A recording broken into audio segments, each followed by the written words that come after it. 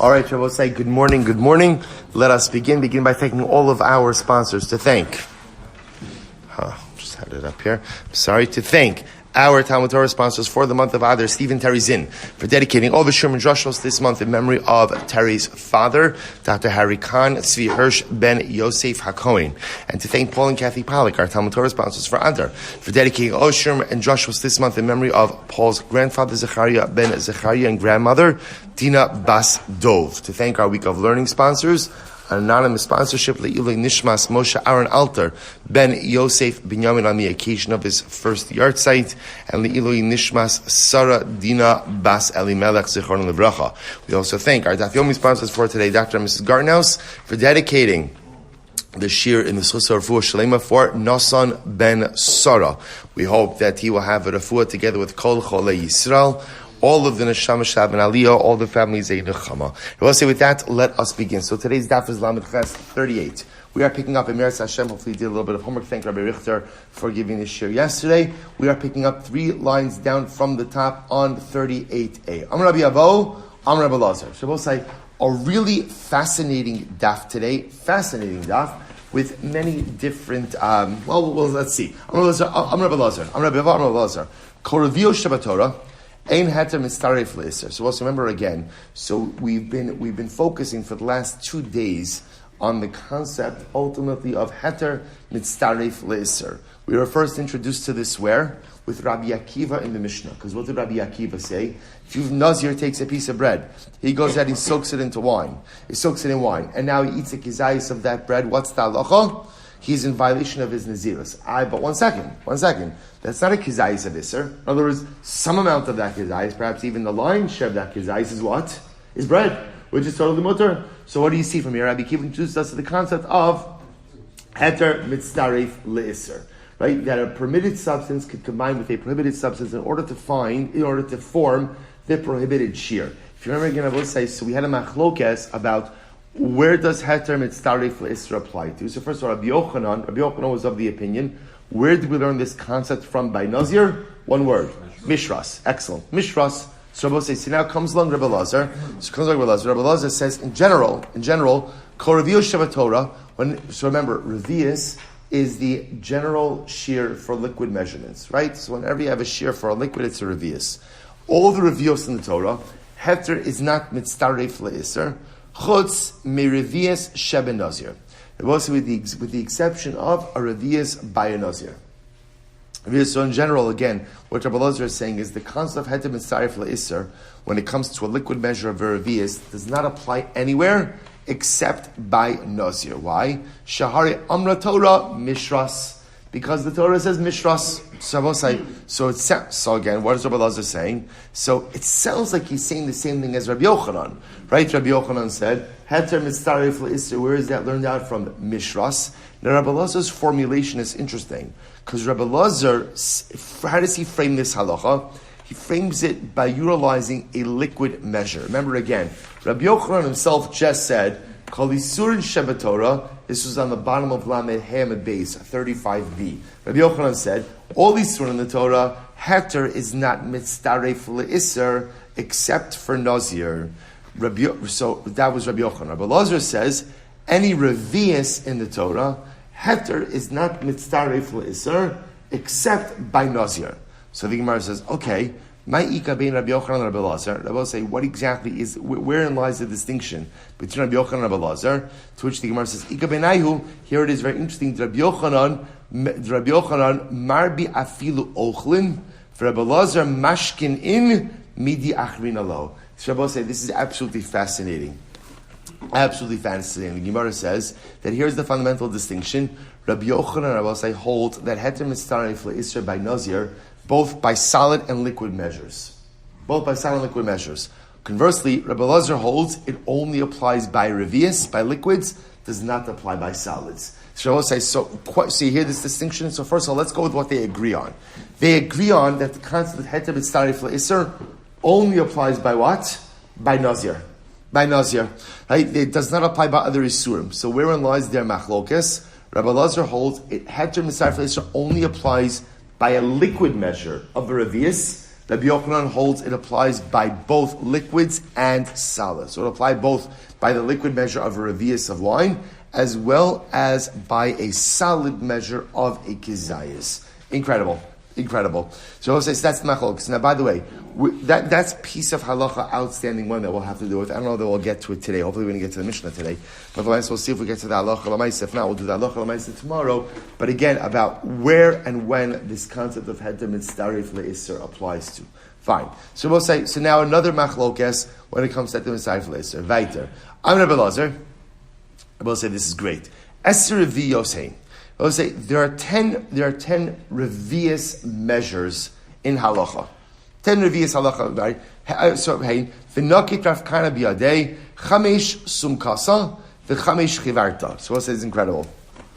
So ultimately, again, Rav Kahana said, so there are 10 revius measures. 5 of them are red liquids. 5 of them are white liquids. So 5 of each. So we'll say, let's go through this. This is great.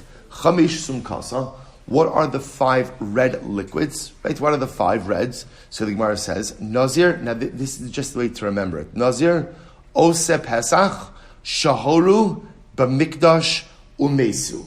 Those are the 5 cases. Now we'll say, let's go through each of them. Number 1, Nazir. Revius Yayin the Nazir. So we'll say halacha number 1. So remember again, we're now giving 10 examples of where there is a shear of revius in halacha. 5 of them are with red liquids. 5 of them are with white liquids. We're going to see white doesn't have to mean white. White just means not red. Not red. So I'll say, so again, number one, Nazir. Right? Revius and Nazir. Nazir is only chayiv if what? If he goes ahead and he drinks a revius of wine. Number 2, Ose Pesach. We'll say, what's Ose Pesach? This is great. Amar Yehuda Amar Shmuel, Arba Kosos. We'll say Pesach. Arba kosos halalu zarshie bohen kedei revius. So we'll say that's number 2. Halacha l'maisa again. Daled kosos on Pesach have to have a shear of revius. You have to drink a revius. I shouldn't say you have to drink a revius. You have to have a cup which holds a revius. In fact, you know the halacha by arba kosos is that you have to drink rov revius. You have to drink the majority of a revius of each kos, but the kos itself has to hold at least a revius. Good. Number 3, shahoru. So I'll say what shahoru? Shas revius. If a dayan a judge drinks a revius of wine al yorah, he should not adjudicate a case. That's case number 3. Right? Case number 4. And I will say, by the way, you'll ask yourself, but 1 second, why is that in the red case? Right? It's only true if he drinks red wine, not if he drinks white wine. So understand, I will say that again, the default of wine is always red. Right? The white wine was an inferior form of wine in times of the Gemara. So therefore, by definition, when they're talking about wine, they're talking about red. Good. Number 4, B'mikdash. Both say, what does B'mikdash stand for? Shas revius v'nichnas la'mikdash chayim nisa. If a person drinks a revius of wine and enters into the Beis HaMikdash, he's chayiv misa. I will say the halacha is you are not permitted to walk into the Beis HaMikdash in a state of intoxication, under the influence. Right? What's considered to be under the influence for entry into the Beis HaMikdash? Ultimately, again, a revius of wine. So you drank a revius, you entered into the Mikdash, you're chayiv. Number 5, mesu. I will say, what's the case of mesu? Tisanya minayin revius dam sheyotzim b'shnei meisim shimetami ba'ohel. It's a very interesting case. How do you know? I will say, in general, a revius of blood from a corpse has the ability to be matami ba'ohel. Now, just to understand what that means, what's interesting, we know what's tumas ohel. I will say, tumas ohel is you're under the same roof as a corpse. Well, it's not, and then you contract ritual impurity, corpse tuma. Now, I will say, it's not just if it's a corpse. The truth is, it could be true with a limb, it could be true with a kizayis minames, and it's also true with a revius of blood. Now, so if you're under the roof with a revius of dam from someone who died, right? Even the body's not there, just revius, your tummy tumas meis. The chiddush of Rabbi says, what happens if you have a revius, but it's made up of 2 corpses? In other words, you have a revius of blood that came from 2 dead bodies. So how do I know that even though it's a combined revius from 2 dead bodies that I'm going to be chayiv? Shne'emar v'al kol nafshos meis lo yavo. Because also the pasuk says, al kol nafshos meis. Nafshos is plural, right? On any, literally again, you should not come in contact with dead people. So why plural? To teach me that even if it's a revius that's made up of two bodies, halacha l'maisa, I'm going to become tamei tumas meis. So Rabbi say, these are the 5 cases of what we'll call red revius. Red revius. Number 1, Nazir can't drink a revius of wine. Number 2, Dalet kosos require a revius. Number 3, you can't bask in halacha once you drank a revius of wine. Number 4, you can't enter into the Beis HaMikdash once you drink a revius of wine. And number 5, combined revius of blood, even from 2 corpses, makes a person ritually impure through tumas ohel. Incredible. Good. Chamesh chivarta.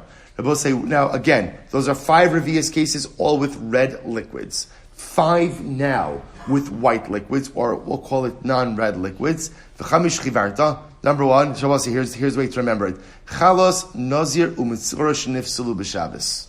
Okay, so what are these cases? Number 1, chalos, revius shemen l'chalos. Shabbos say, this is talking about a carbon toda. So remember again, when you bought a carbon toda was made up of multiple loaves. The halacha is that it requires a revius of oil for the offering. A revius of oil for the offering. Okay? All right, the truth is, there's some interesting Rosh Hashanah. Well, let's go back there. Good.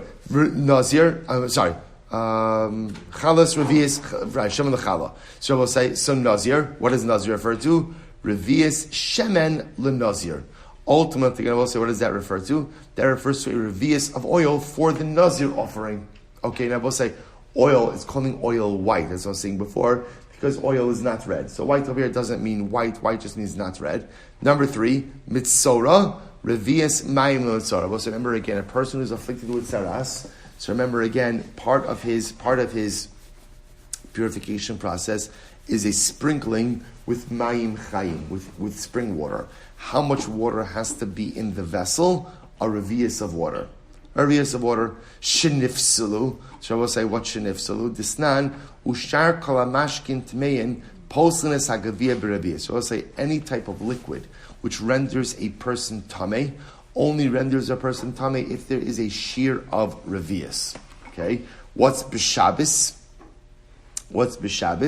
This one I will say, very interesting. B'Shabbos ushar kalamashkin b'revius. Ushar kol hashofchen b'revius. So we'll say, on Shabbos we know, remember this from our Gemara Shabbos days, in Masech Shabbos we learned that halacha l'maisa, you're only chayiv for transporting an object if you carry a significant amount of it.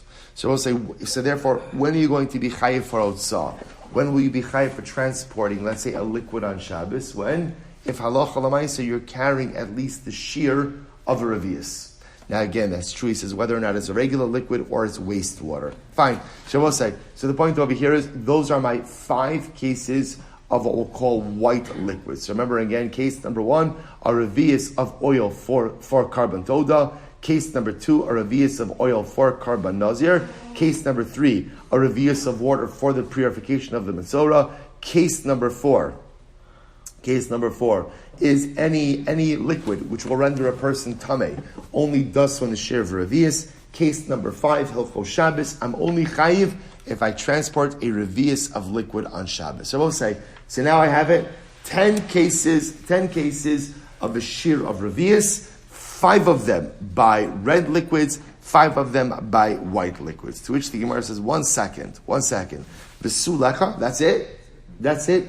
There are more cases. Rabbi said, listen to this. V'ha'ika me'revius noten li'adayim la'achad v'afilu l'shnayim. Rabbi said, this is actually a fascinating case. Listen to this. Rabbi said, netilas yadayim, for washing one's hands. Now this is going to be true whether it's for netilas yadayim in the morning, negel vaser, right, or washing for bread. The halacha is you require at least a revius of liquid. And Rabbi said, now I want to show you something absolutely amazing. Not only does a revius of liquid work for one person, but it even works for 2 people. Now I will say, now watch this. So let's start with first the Ikar Halacha. So the Ikar Halacha is that when you're washing your hands, I will say it's actually very interesting that the Gemara Mesechus Brachos, remember back Mesechus Brachos, brings down that although a revius is the minimum amount of water that one could use, Halacha l'maisa, it's interesting that the Gemara says that a person should use a lot of water for netilas yadayim, because washing berevach, washing with a lot of water, is a skula for ashirus. is a skula for wealth, which again, it's interesting. You see this motif in halacha. I will say, where else do you see that using a lot of something is a skula for wealth? By Havdalah, we have this concept as well. That Havdalah, the concept is you're supposed to overflow the cup. You're supposed to overflow the cup, right? When you fill up the kos for Havdalah, overflow it over the sides. Why? Because the Gemara says, any home in which the cup of Havdalah literally again runneth over, ultimately again is a skula for Ashiras. So I will say, what's the logic of it? Just on a basic hashkafic level, the idea is wealth is a gift from HaKadosh Baruch Hu. HaKadosh Baruch Hu, if he's going to give me a gift, he wants to see how I'm going to use it. So when I demonstrate that I already use my material goods for mitzvahs, the present mitzvah that I have for mitzvahs, so that shows HaKadosh Baruch Hu, I could be a proper custodian of this wealth. So if I take my wine for Havdalah, which ultimately again represents a siman bracha, right? I take my wine for Havdalah, which is a mitzvah, and I say I'm not just doing the minimum, but rather again the cup runneth over with the mitzvahs. So ultimately again that's the school of thought. So you ask yourself, why do we only do it by Havdalah? Why not do it by Kiddush also? Shabbos says, remember again, what does Havdalah represent? Havdalah represents the last thing, the last ritual rite you're going to do before you enter into the week of dynamic activity. So again, it's that last mitzvah of Shabbos, or right before the week of dynamic activity begins. If I overflow that cup and invest a bit more into that mitzvah, that's the tone I'm setting for the week. So suddenly what I'm saying is, Kadosh Baruch Hu, this is going to be a week where I'm going to take my material wealth, I'm going to take my material goods, and I'm going to invest it ultimately again into your service. Such a dramatic idea. So therefore, Rabbi say back to this. So the Gemara says, 1 second, there are other cases of revius. What about the case of Natilas Yadayim for Shachris, or the Tesnaim in general, which requires a revius? Not only that, Rabbi say, but what? If you have a cup of a revius, and let's say again, Reuven washes his hands, and there's some water left in there for Shimon could fulfill his netila from that kos as well. Now, Rabbi say, now what's the logic of that? If you take a quick look at the Rush, so the Rush is toward on the left-hand column, towards the bottom, all the way on the left-hand margin. So Rabbi say, I'm looking 5 lines up from the bottom of the Rush. Look what the Rush says. Miravias notin yadayim la'echad va'afil lebeis. Echad hanotal yadav tzarech revius v'chein beis yochol licholim litol berevius zu achar zeh hoil va'asu mishiyare tara. So I'll say this is such an interesting idea. I don't understand. If you need a revius of water for natilas yadayim, so let's play this out. Reuven fills up a cup with a revius. He washes with it. I will say, obviously, what's not left in the cup? Good. It's not a trick question, right? There's no revius left. So now what we're saying is that Shimon could come and also wash his hands from the residual, ultimately again, of that revius. So how does that work? So the Rush says, because I will say, that residual is called what he calls shiare tara. It's the leftovers of revius, and the shirayim, the leftovers of the revius, ultimately have the ability to purify as well. I will say, such a beautiful, beautiful idea. Sometimes the shiare tara, the leftovers of the tara, have the ability to go ahead and affect tarazah. Well, it says a beautiful Baal Shem Tov HaKadosh. We say at the end of Yishtabach, Habocher b'shirei zimra. Bocher b'shirei zimra, right? Concluding bracha b'Yishtabach. That Hashem is the one, literally again, who is Bocher b'shirei. He chooses, or he loves the songs of a Klal Yisrael. The Baal Shem Tov HaKadosh says you could vocalize it a little bit differently. Habocher b'shiyarei zimra. So I will say, what does Kadosh Baruch Hu love more than anything? Shirayim, leftovers. What does that mean? Kadosh Baruch Hu loves shirayim. It's such a beautiful idea that in life we have incredibly profound, elevating, cathartic moments. And obviously, again, b'shas ma'aseh, in that moment, everything is beautiful, everything is wonderful.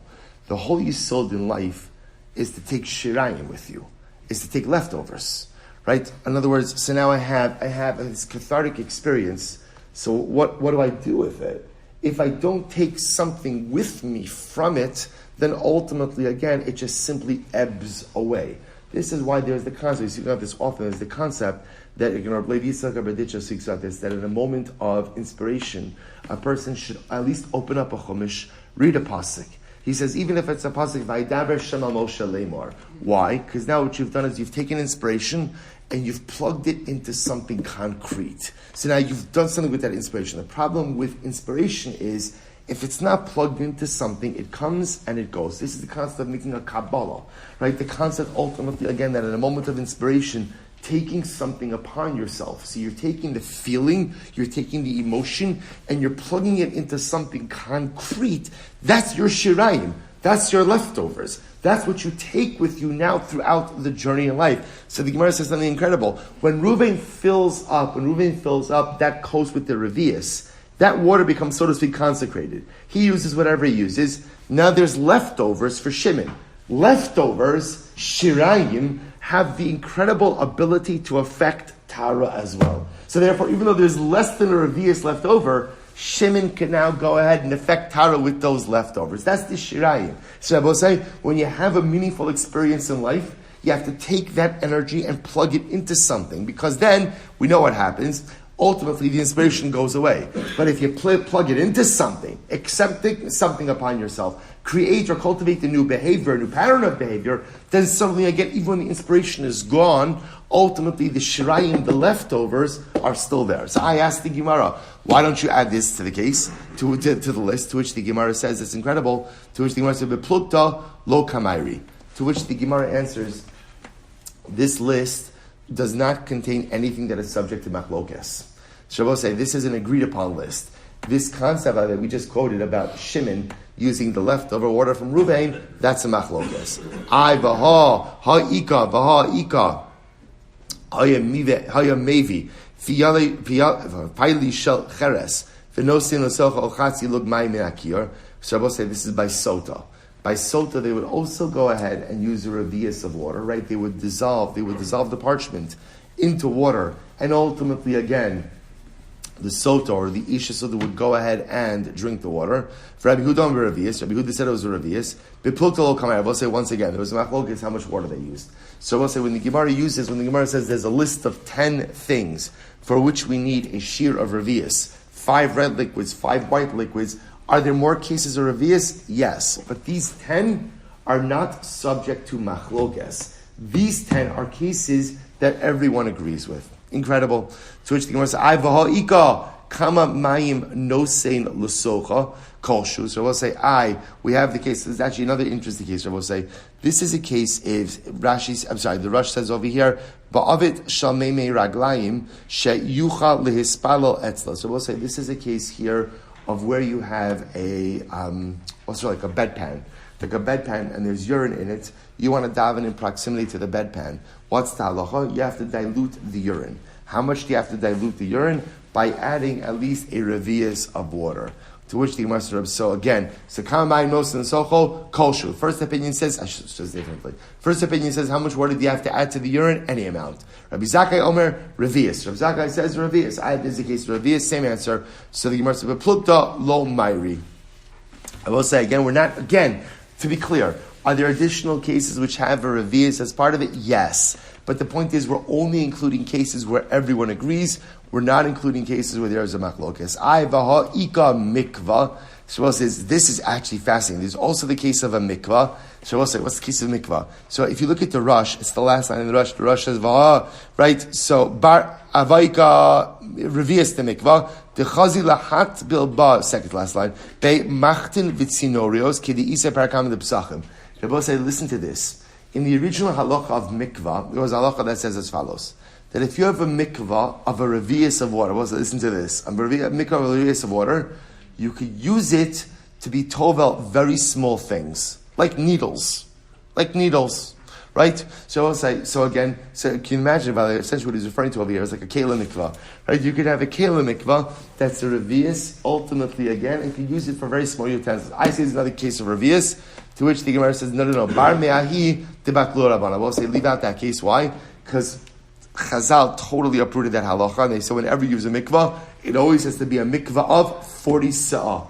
A mikvah of 40 sa'ah. Right? That's the halacha, only 40 sa'ah. So Rabbi say what turns out is, there are many cases of revius, but many of those cases are subject to machlokes. They're now just one of these interesting halachas where you emerge with like a set of facts.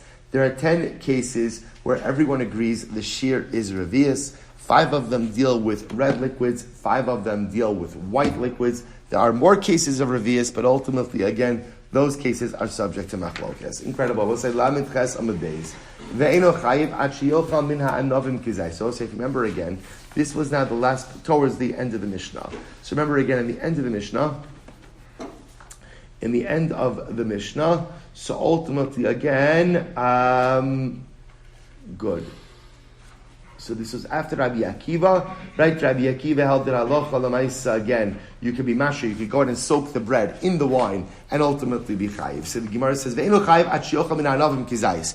You're only chayiv if you eat kizayis from the grapes. It says the Gemara Tanakama lo medami lahon l'chol isuri nazir l'shtia. Rabbi Akiva kevan dechsiv va'anovim lochem yeveshim lo yochal ma'achila kizayis av kol isurin kizayis. So we'll say the Gemara's pointing out is as follows. An interesting machlokes that exists in the Mishnah. Rabbi Akiva holds that all of the shiurim, ultimately again for Nazir, all the shiurim for Nazir, ultimately again are a kizayis. Even the liquid shiurim are kizayis.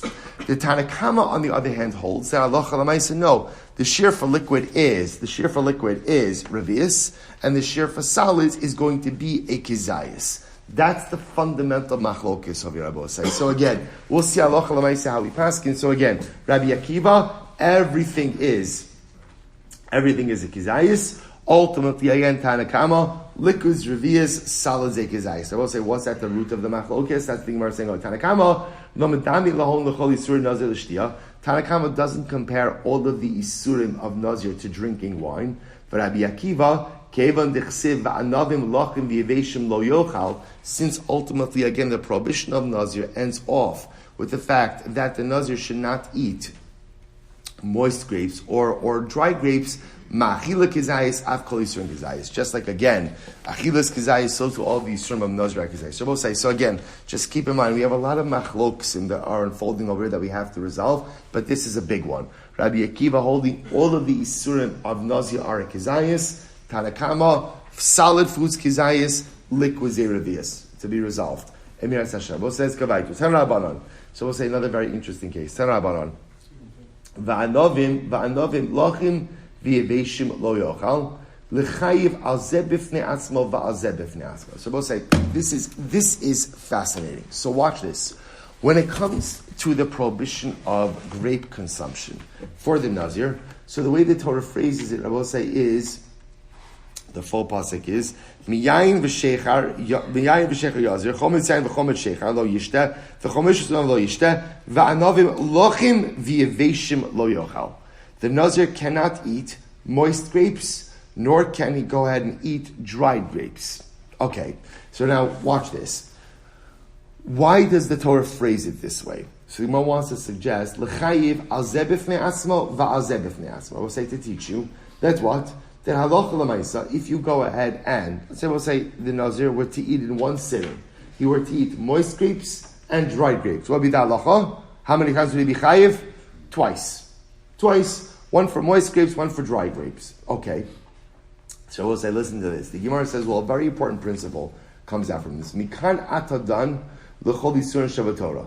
So we'll say, so from here, you could learn a very important principle that applies to all yisurim in the Torah. What's the important principle? Makan shumin echad ve'hein shnei shemos. So we'll say, this is incredible. What is this? This is a case of min echad with shtei shemos. So we'll say, what's min echad with shtei shemos? One species, we'll call it one species is the wrong word. One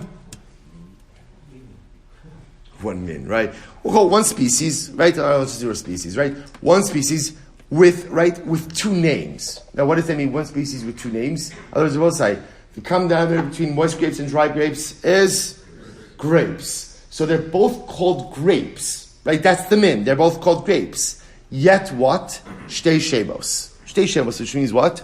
Two identities, right? Moist grapes and dry grapes. Here I will say, what do you see? The chayiv al zeh b'fnei atzmo v'al zeh b'fnei atzmo. I will say, now what do you see? Even though they're both called grapes, because they have what?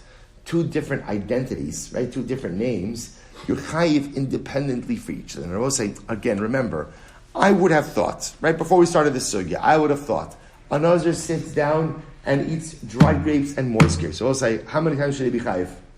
Once. Why? He's eating grapes. He's eating grapes. I don't know. And if they're green grapes, and if they're red grapes, and if they're this grapes and that grapes, it's grapes. Grapes are grapes are grapes. The Chiddush Rabbi says the fact that the Torah goes out of its way to tell you, right, anavim, lachim, v'yaveshim, is to teach you that you're chayav for each independent sug, each independent type of grape, which then creates a halachic principle, which is that whenever you have one min, one species, but within that species you have multiple types, you're going to be chayiv for each individual type. Al zeh b'fnei atzmo, v'al zeh b'fnei atzmo. Basically shows chayiv al zeh b'fnei atzmo, v'al zeh b'fnei atzmo. And I will say now, what does that come to include? So now, Nazir is an example of this. La suye chamra chadito v'invi.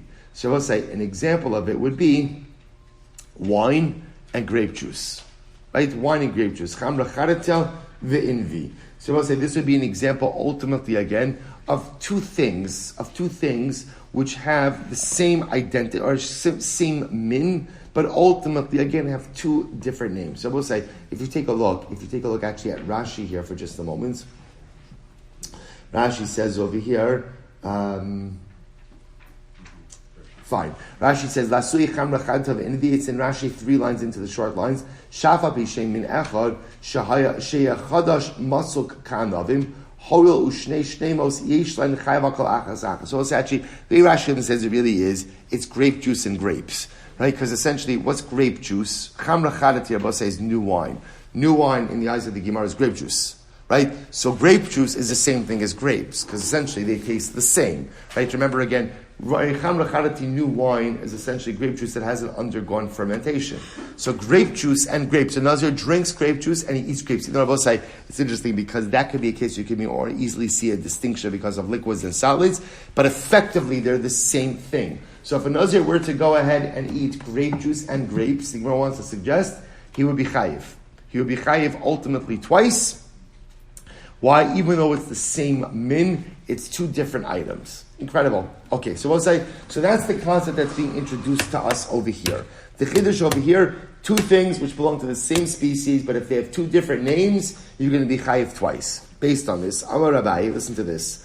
Achal chartzon lo kishtayim. That's very interesting. If you eat chartzon, I will say, right now, for the purposes of this sugya, we're going to go with Rabbi Yossi's definition of chartzon, which means grape seeds, and zog, which means grape skins. Remember again, I will say the definitions were subject to machlokes. So right now, just because you're going to see it like this way, the Gemara is using it. So Abai is like this: you eat a grape seed, you're chayiv twice. And I will say now, why would you be chayiv twice for eating a grape seed? Take a quick look at the Rush. So the Rush will say, Divrei Maschil chartzon lo kebeis. Listen to this.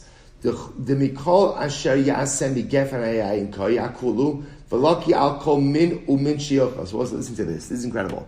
Remember, the Torah itself says that a Nazir can't eat a chartzon, can't eat a grape seed, right? So that's prohibition number 1. What's prohibition number 2? The Torah says, Mikol asher ye'aseh megefen hayayin. Anything that comes from the vine. So essentially, I will say, there's a specific isser to eat a grape seed, and there's a general isser not to eat anything that comes from the vine. Therefore, you eat a grape seed, the Nazir is chayiv twice. So we'll say, you want to talk about Nazir, that's totally not worth it. Right? There's some Nazirs that might be worth it, right? A grape seed, and you're going to be chayiv. Come on, it could have given you so many better suggestions than that. And I said, so the Maisa again, I'm not going to, right? But again, one grape seed, 2 liabilities. One for chartzon, one mikol asher yaseh megefen hayayim. Achal zog, similarly again, a person eats a grape skin, lo kishtayim, same thing.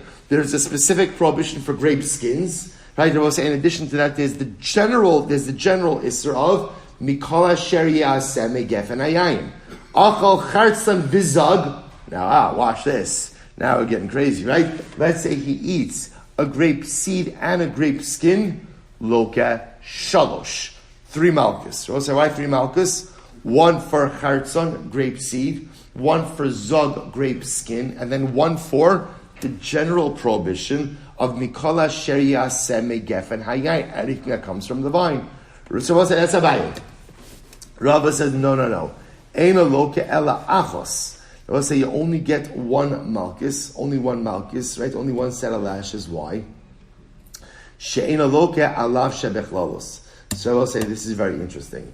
Rava holds like this. Now, when Rava says you only get one set of malchus, what he means is like this. What he means is if you eat a grape seed, you only get one set of malchus. Or if you eat a grape skin, you only get one set of malchus. Obviously, if you eat a grape seed and a grape skin, you're going to get two. What he's coming to say is like this. You don't get malchus, Rava saying what's called a lav shebechos. A lot of Yisraelistic ideas today. Rava say, what's a lav shebechos? There are two different types of lav in the Torah. There's a specific lav and a general lav. What's an example of a specific lav? Don't eat a grape seed.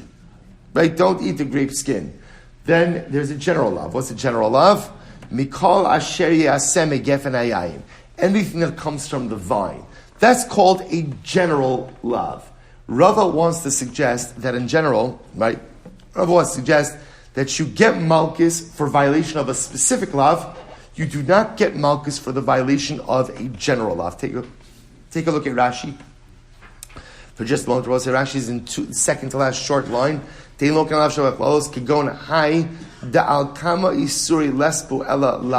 let's listen to this. So we'll say this is very interesting. So this is now almost like there's a legal dispute over here. Abai wants to suggest that even when the Torah gives a general lav, you could be in violation of that. So we'll say, so again, remember, Nazir is a paradigmatic example of this, because what do you have in Nazir? You have a general lav. What's a general lav? Mikol asher aseh gefen hayayim. Anything that comes from the vine is prohibited. And then the Torah goes out of its way to specify what? Every single thing that comes from the vine. Right? The chartzanim adzag, the grape seeds to the grape skins, the moist grapes, the dry grapes, the wine, the old wine, the new wine, everything. So Abaye says it's to teach you something very important, which is that, for example, if you eat a grape seed, I will say, what do you chayiv? What do you chayiv according to Abaye? What do you chayiv? Twice. Once for the grape seed itself, and once for what? The general lav. Rava says no. You're only going to be chayiv once for the grape seed. You do not get malchus for a general lav. So we'll say, let's analyze this. So massive Rav Papa. So Abba raised the kasha. Rabbi Lazar Omer, Nazir Shayesh Shosiyan Kalayom. Was interesting. Nazir was sitting and drinking wine the entire day. Mamish, sitting and drinking wine the entire day. Right? So what happens? Eino chayiv ela achos. Interesting. He's only chayiv once. However, Amru lo al tishta. I will say, but what? If we say to him, so Nazir sitting and drinking wine, we say to him, don't drink. So what's the halacha? V'ushosa. But he continues to drink. Chayiv al kol achos v'achos. Ultimately, again, he's chayiv for each and every act of drink, which makes sense. We'll say, why? What's the distinction over here? Because, again, if it's just one long continuous act, the fact that it's a long act doesn't detract from the fact that it's one act. However, if there's multiple hasras, right, multiple warnings in there, so those multiple hasras ultimately divide that long act into a bunch of smaller acts. Watch this, right? So that's interesting. Achal anavim lochim v'yaveshim. Let's say if a person eats moist grapes, dry grapes, chartzanim v'zagim, or he eats grape seeds or grape skins, v'sachat eshkol shalanavim v'shasa, or he takes a cluster of grapes, and what does he do? He squeezes it and then drinks the juice. Loke chamesh. He gets 5 malchus. And I will say, now watch this. Why is he getting 5 malchus? He's eating moist grapes, dry grapes, chartzanim, right, grape seeds, grape skins, and squeezing out a cluster of grapes. 5, Shabbos say, that's 5 things. So he gets 5 malchus. Now watch this, Shabbos say. So now Rava's raising this kasha, or I should say, it's not Rava actually, it's Rav Papa. Rav Papa is raising this kasha on Abaye. So he says, Abaye, if you're right, ihaki vil kishesh, you should get 6 malchus. Right? Why? Shabbos say, why? Achas al mikol asher yaseh. Ultimately, I'll say, you should be in violation of a general lav. So I'll say, Sabaye, this is a proof that you're wrong. Right? This is a proof that you don't get malchus for the general lav. Otherwise, you should get 6 sets of malchus. To which the Gemara says, no. Abaye will answer, Tana v'shir. Now we'll say, what's the kind of Tana v'shir? Tana v'shir that sometimes was actually quite interesting. Sometimes when the Gemara brings down a list, the list is not an exhaustive list. It's not a complete list. So Tana B'Shir means that sometimes the Tana left something off from the list. So therefore I will say, even though it says 5 5 doesn't mean that this is the totality of malchus you're going to get. It's quite possibly going to get another set of malchus for the general lav. My shear, the high shear. So I'll say, so now remember, in order to say that the Tana left something off the list, what do you need to be able to show? You need to be able to show that there's something more than this one item that was left off. So what was left off? Shear lo yachel dvaro. They will say there is another lav. There is another lav, ultimately again, that you should get malchus for. What's that lav? Lo yachel dvaro. Don't profane your word. Don't profane your word. Because we'll say, after all, again, if you've violated your nazirus, then halacha l'maisa, again, you've profaned your word. Imi shumhai, no. If it's because of lo yachel dvaro, lav shiurahu. We'll say that's not called a shear. Why? Ki katoni midi delo ise beduchta achrisi. So I will say, the list over here is meant to be prohibitions that are unique and specific to Nazir. Lo yachel dvaro ise b'nedarim. Ultimately, again, lo yachel dvaro, we'll say, applies to all nedarim. Therefore, it would not be on this list to begin with. It would not be this. So we'll say, what we'll do is, we'll stop over here for today. We'll say, but I just want to point out where we're stopping. Right? So again, we're leaving off in the middle of this riveting machlokes, Abaye and Rava. Right? What's riveting machlokes? So Abaye says, every single time you're in violation of something in Nazirus, you're automatically going to be chayiv what? Twice. Once for the specific lav, once for what we call the lav shebechlalos, the general lav, mikara asher yasem gefen hayai. Rava says, no.